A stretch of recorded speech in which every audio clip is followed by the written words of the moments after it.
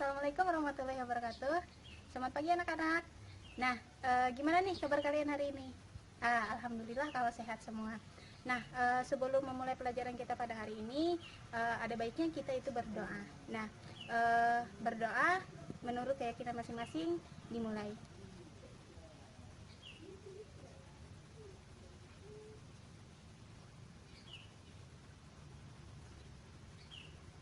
Alhamdulillahirrahmanirrahim. Berdoa selesai. Nah, oke. Sebelum memulai pelajaran kita gitu kan ya, Ibu akan mengabsen kalian semua. Aisyah, Hadir, Bu. oke. Aminah, Saya, Bu. ya. Fatimah, Saya, Bu. Sumaya, Hadir, Bu. oke. Alhamdulillah semua sudah hadir. Oke, kalau minggu lalu kita itu membahas tentang apa? Ada yang masih ingat? Ya, kita minggu lalu itu membahas tentang persamaan linear satu variabel. Nah, untuk minggu ini kita akan membahas tentang pertidaksamaan linear satu variabel. Nah, apa sih gitu kan ya bedanya antara persamaan linear satu variabel dengan pertidaksamaan linear satu variabel? Kira-kira ada yang tahu nggak bedanya di mana? Oke. Atau mungkin ada yang bilang dari katanya Bu, yang minggu lalu itu persamaan linear, yang minggu sekarang itu pertidaksamaan linear. Iya. Dari katanya beda dan juga dari ininya, konsepnya, dari definisinya juga beda gitu kan ya. Oke, untuk memahami definisi dari pertidaksamaan linear satu variabel, nah Ibu kasih contoh, kalian pernah nggak belanja di warung? Nah, kalian kalau belanja di warung tuh biasanya kan disuruh ibu kalian ya beli bawang misalnya, beli gula misalnya. Nah, kalau kalian beli bawang itu boleh nggak kalian itu beli bawangnya Rp500? Dibolehin nggak sama ininya yang punya toko? Nggak boleh kan? Nah, kenapa nggak boleh gitu kan? Karena di situ harus ada minimalnya. Minimal tuh belinya misalnya harusnya 1/4 kilo gitu kan ya. Nah, atau minimal 5.000 gitu kan ya. Nah, karena membeli bawangnya tadi minimal 5.000 atau minimal 1/4, maka kita itu harusnya membelinya paling sedikit itu 5.000 atau 1/4 kilogram tadi. Nah, hal ini bisa kita buat pertidaksamaannya, berarti bawang gitu kan ya. Bawang itu paling sedikit. Nah, kalau paling sedikit itu berarti dia itu minimal paling sedikit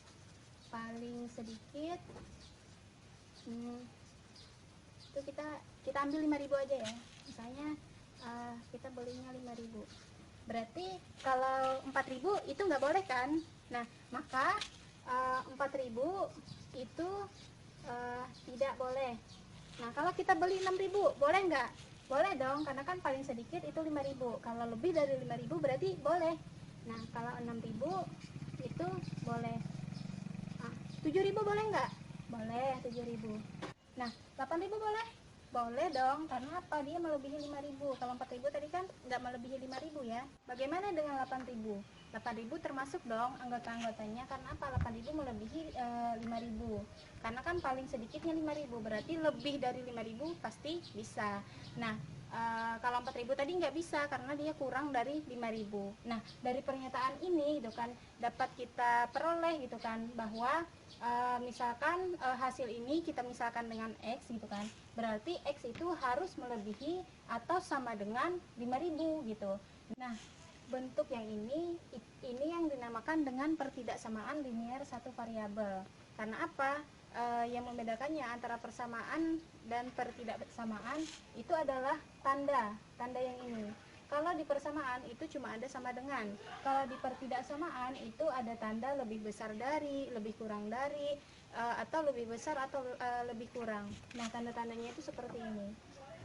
Ini lebih besar, yang ini lebih kurang, yang ini lebih besar atau sama dengan, yang ini lebih kurang atau sama dengan. Tanda-tanda ini adalah tanda-tanda yang akan kita temukan gitu kan di pertidaksamaan linear satu variabel. Nah, untuk anggota-anggota yang ini tadi gitu kan. Nah, ini kan anggota-anggotanya sangat banyak sekali ya, sampai ini kan tidak terhingga, asal dia lebih dari 5.000 maka dia termasuk anggotanya. Nah, untuk menyatakannya karena begitu banyak maka kita harus membuat selesaiannya berupa himpunan penyelesaian, yang mana himpunan penyelesaiannya itu yaitu yang X tadi yang mewakili anggota ini, di mana X itu lebih besar atau sama dengan 5.000, yang mana X adalah anggota bilangan real. Sudah dulu sampai situ. Selanjutnya kita akan memasuki dari pertidaksamaan, yang mana kita akan menyatakan hasilnya dengan bentuk garis bilangan. Nah, misalkan saya gambar garis bilangan di sini, ini titik 0, ini misalnya 1.000, ini 2.000, ini 3.000, ini 4.000,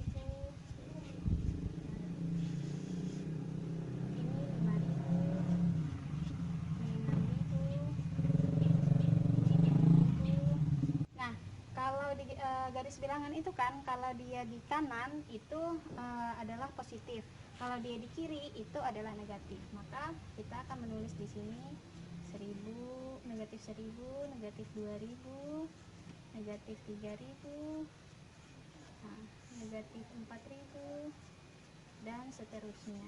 Nah, bagaimana dari pernyataan ini kita membuat suatu garis bilangannya. Nah, karena X tadi lebih besar atau sama dengan 5.000, maka titik pertamanya ada di 5.000. Nah, kemana dia akan melangkah atau kemana kita akan menentukan arahnya? Nah, kita lihat dia harus lebih besar atau sama dengan 5.000. Maka dia kurang atau lebih? Nah, lebih kan, berarti dia arah arah panahnya ke kanan. Nah, setelah itu ada tanda sama dengan, dia lebih dari ke kanan. Setelah itu ada tanda sama dengan, maka kita buat di sininya menjadi sebuah titik yang penuh. Nah, jadi seperti itu.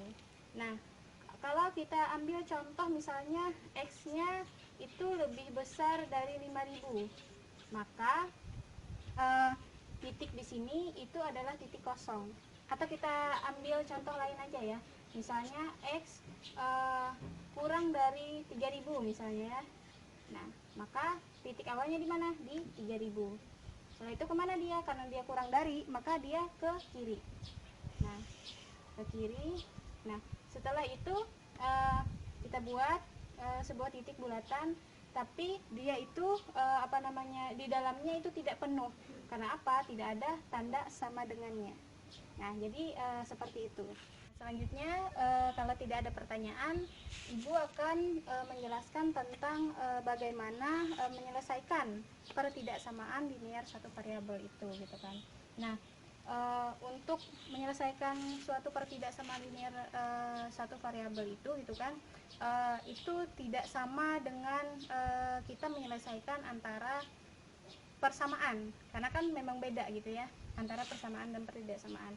Nah, bagaimana caranya kita untuk menentukan hasil dari pertidaksamaan linear satu variabel?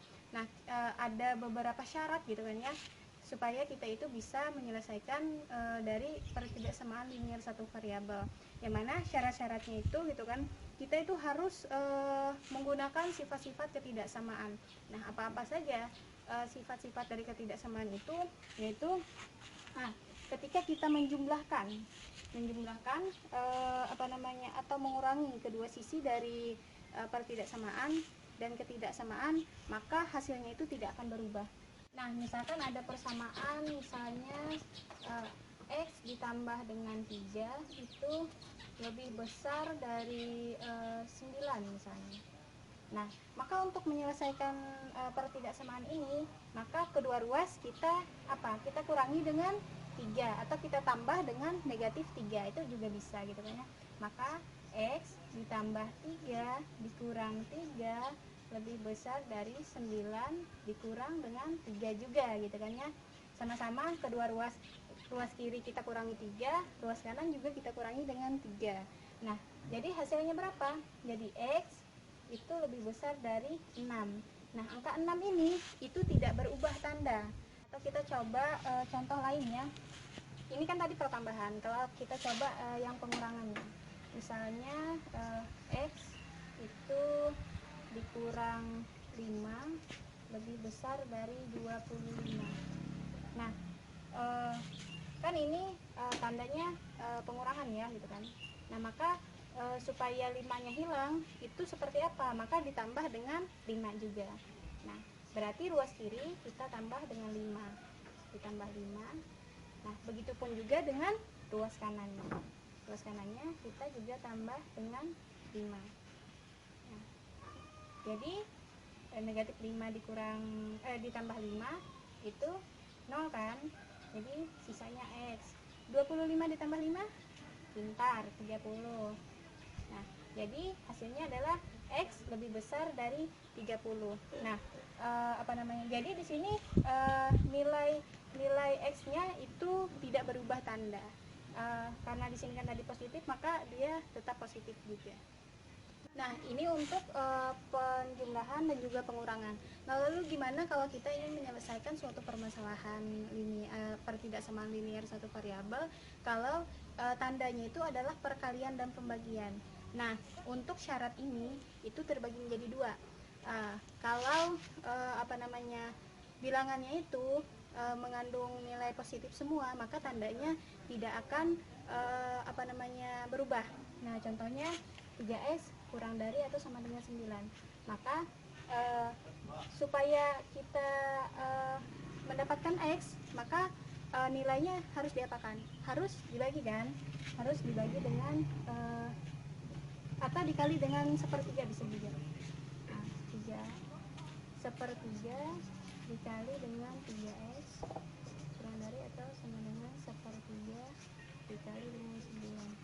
Nah, hasilnya adalah X kurang dari atau sama dengan 9 bagi 3 berapa? 3. Pintar sekali. Nah, dari sini coba kita lihat, itu tandanya sama sekali tidak berubah bukan? Nah, jadi seperti itu. Nah, kita ambil contoh lagi yang pembagian. Misalnya 1/2x itu lebih besar atau sama dengan 4 misalnya. Nah, maka dari sini itu kan untuk mendapatkan nilai x seperti apa? Maka kita kali dengan 2. Maka setengah 2 dikali setengah x itu lebih besar atau sama dengan 4. Nah, 2 dikali setengah dapat 1 kan? Jadinya 1 kali x itu lebih besar atau sama dengan 4. Ini dikali 2 juga ya. 4 dikali 2 sama dengan 8. Nah, maka hasilnya adalah 8. Nah, coba kita lihat, ada nggak dia itu berubah tanda? Enggak kan? Lain halnya kalau kita itu mengalihkan atau membagikan suatu pertidaksamaan itu dengan nilai negatif, maka tandanya akan berubah. Nah, contohnya itu seperti apa? Contohnya kita ambil sama saja, itu negatif, tapi yang ininya, yang pikirnya jadi negatif gitu ya, negatif 3x itu lebih kecil atau sama dengan 9. Nah, bagaimana cara menyelesaikan pertidaksamaannya seperti ini? Maka bagaimana kita menemukan nilai x dari pertidaksamaan ini? Otomatis kita akan membaginya dengan apa? Negatif 3 kan? Atau kita mengalihkannya dengan 1/3. Nah, kalau ibu lebih suka mengalihkan saja dengan 1/3, negatif 1/3. Nah, dikali dengan negatif 3x. Nah, itu lebih kecil atau sama dengan 9. Nah, negatif 1/3 dikali negatif 3 itu berapa? Jadi 1 kan? 1 kali x, x. Nah, tapi untuk di sini tandanya itu akan berubah menjadi lebih besar atau sama dengan 9 ini dikali negatif 1/3 juga ya. Nah, dikali negatif 1/3 jadi negatif 3. Nah, jadi tandanya akan berubah. Yang lebih kecil dari itu akan berubah menjadi lebih besar dari, yang lebih besar dari akan berubah menjadi lebih kecil dari, yang lebih besar atau sama dengan itu juga akan berubah menjadi lebih kecil atau sama dengan. Begitupun juga dengan sebaliknya. Nah, kita lanjut. Itu kan untuk perkalian. Kalau untuk pembagian, Bu, seperti apa? Kita ambil contoh yang sama saja ya. Nah, negatif uh, 1/2 X lebih besar atau sama dengan 4. Nah, bagaimana cara menyelesaikan pertidaksamaannya seperti ini? Maka kita mengalihkannya dengan apa? Dengan negatif 2 supaya nilai ini menjadi 1 gitu ya. Setelah itu 1 dikali X, maka kita akan mendapat nilai X gitu. Nah, dikali negatif 2. Nah, negatif 2 dikali dengan negatif 1/2 X, nah, itu lebih besar atau sama dengan 4 dikali negatif 2. Nah, hasilnya berapa? Negatif kali negatif kan jadi positif. Nah, 2 dikali setengah itu dapat nilai 1 kali X, X. Nah, di sini nilai simbolnya gitu ya, atau operasi pertidaksamaannya itu akan berubah menjadi kurang dari atau sama dengan 4 dikali negatif 2 negatif 8. Nah, jadi seperti itu gitu hasilnya. Kalau dia dikalikan atau dibagikan dengan bilangan negatif, maka hasilnya bukan hasilnya, tandanya itu akan berubah gitu. Nah, sampai sini ada pertanyaan? Nah, baik, kalau tidak ada pertanyaan, langsung saja kita akan membentuk kelompok. Jadi anak-anak semua atau peserta didikku semua gitu kan ya, silahkan membentuk kelompok yang heterogen. Nah, mungkin di sini sudah pilihnya yang mana? Pilihnya ibu yang milih atau kalian aja? Tapi dia harus heterogen. Ya, ibu minta yang jadi ketuanya nanti ya, si Aisyah, si Fatimah, si Sumaya, sama si Khadijah. Nah, jadi itu ketua kelompoknya. Silahkan membentuk kelompok yang lain. Silahkan cari teman-teman yang lain. Nah, oke, membentuk 4 kelompok. Oke. Nah, oke, kalau kelompoknya sudah terbentuk, maka ibu akan memberikan kalian sebuah lembar kerja peserta didik yang mana akan kalian diskusikan bersama-sama. Nah, silahkan lihat di lembar kerja peserta didik itu ada nama kelompok, itu ada kelompok, itu kalian nanti kelompok berapa. Yang dari kanan itu kelompok 1, yang kesininya kelompok 2, kelompok 3, dan kelompok 4. Ya, sudah paham? Oke, kalau sudah paham, nah selanjutnya ditulis itu misalnya kelompok 2, tulis itu kelompok 2 di kolom yang kelompoknya. Nah, misalnya kelompok 3 itu tulis yang kelompok 3. Nah, setelah kelompok itu ada nama anggota kelompok. Nah, tulis nama-nama kalian di situ gitu kan ya. Selanjutnya petunjuknya yaitu tulis nama anggota kelompok pada kotak yang tersedia. Nah, sudah kalian tulis?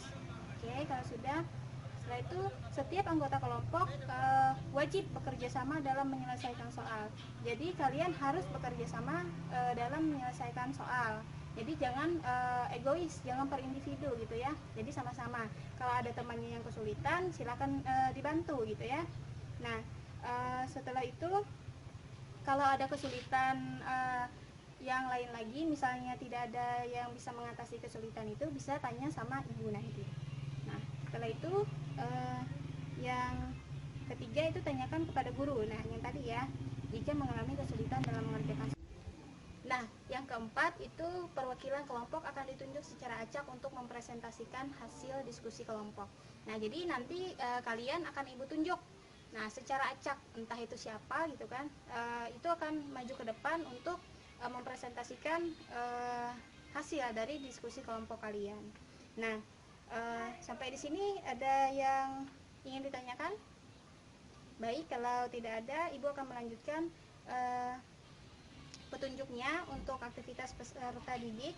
Itu yang pertama, setiap kelompok berdiskusi untuk menyelesaikan masalah pada soal 1 sampai dengan 4. Nah, jadi di situ ada soal yang mana jumlahnya itu adalah 4. Nah, setelah itu yang kedua, perwakilan kelompok yang ditunjuk akan menjelaskan hasil diskusi mereka. Sudah yang tadi. Setelah itu anggota kelompok yang lain menanggapi. Nah, jadi setelah ibu menunjuk salah satu anggota kelompok dari kalian gitu kan. Setelah itu menjelaskan di depan, setelah menjelaskan maka anggota kelompok yang lain itu harus menanggapi. Nah, jadi seperti itu. Sampai sini ada pertanyaan? Baik, kalau sudah paham, silahkan berdiskusi. Nah, alhamdulillahirobbilalamin, diskusi kalian tadi berjalan dengan lancar. Ibu sangat bangga sekali kepada kalian. Nah, selanjutnya sampai sini masih ada yang bingung tentang materi pertidaksamaan linear satu variabel. Baik, kalau tidak ada yang bingung, maka silakan untuk evaluasi gitu kan ya. Sebelum kita mengakhiri pelajaran, maka silakan dikerjakan itu ada lembar kerja individu. Nah, itu yang sudah Ibu bagikan tadi gitu kan ya. Nah, di situ tulis nama kalian. Nah, setelah itu petunjuknya kerjakan soal berikut secara mandiri. Nah, jadi kalian itu mengerjakannya secara sendiri-sendiri, bukan kelompok lagi gitu kan ya. Kalau yang tadi diwajibkan bekerja sama, kalau sekarang itu diwajibkan untuk mengerjakannya sendiri gitu kan ya. Jangan tanya-tanya teman. Nah, karena ini adalah evaluasi gitu kan ya. Nah, setelah itu gitu kan ya, kerjakan soal berikut dengan tepat. Jadi jawab semampu yang kalian bisa gitu kan. Nah, setelah itu yang ketiganya amati dan selesaikan. Nah, karena pelajaran kita sudah selesai, untuk anak-anak semua gitu kan ya, jangan lupa belajar lagi di rumah dan manfaatkan ilmu yang sudah kalian dapat untuk apa? Untuk diterapkan di dalam kehidupan sehari-hari gitu kan ya. Karena masalah pertidaksamaan linear ini gitu kan itu sangat erat sekali dengan kehidupan kita sehari-hari gitu kan ya. Nah, jadi semoga ilmunya pada hari ini bermanfaat. Ibu ucapkan wassalamualaikum warahmatullahi wabarakatuh.